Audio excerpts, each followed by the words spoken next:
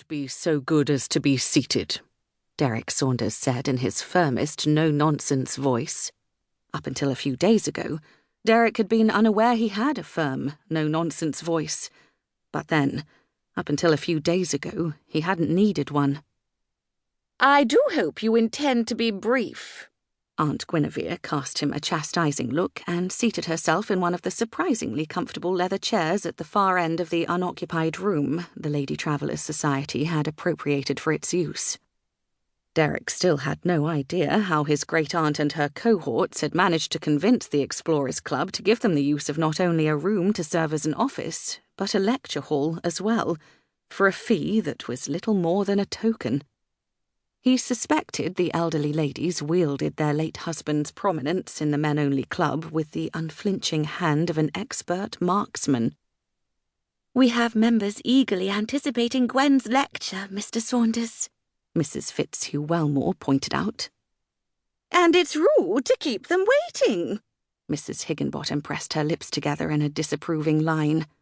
"Extremely rude." "And we wouldn't want to be rude, would we?" Derek opened the satchel his uncle had given him in the hopes it would encourage the pursuit of something other than a good time, removed a stack of papers and placed it on the desk. He settled in the chair behind the desk and narrowed his eyes, which did seem to go along with a firm, no-nonsense voice. "Particularly not as you are taking their money under the falsest of pretenses." All three ladies gasped. It struck him as both insincere and overly rehearsed. Since his first visit here last week, they had no doubt decided exactly how to respond to what he had discovered. Obviously, their intention was to act as innocent and guileless as possible. "My dear boy, we have no idea what you mean." Mrs. Fitzhugh-Wellmore's eyes widened in feigned bewilderment. "And I, for one, find your comment more than a little insulting." Mrs. Higginbottom sniffed. "False pretenses, indeed." "I'm certain, Derek, that this is no more than a bit of confusion on your part. Probably a simple misunderstanding."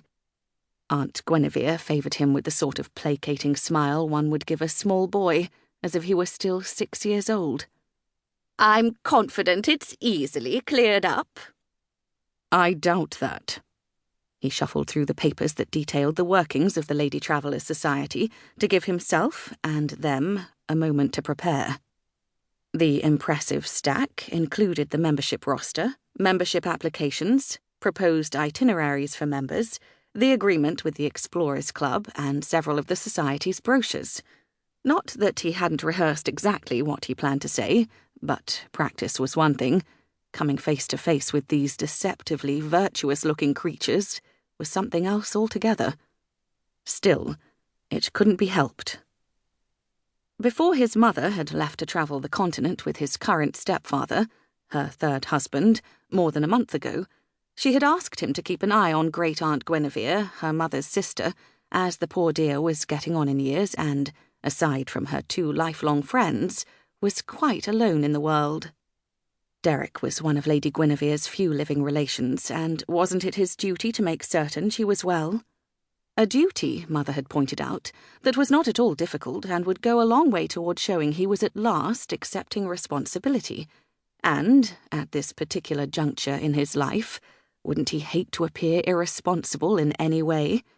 Given that Uncle Edward, the Earl of Danby, had taken the occasion of Derek's 32nd birthday 6 months ago to threaten him with loss of his current income and much of his expected inheritance if he did not change his carefree, frivolous existence and begin acting a bit more like the next Earl of Danby should.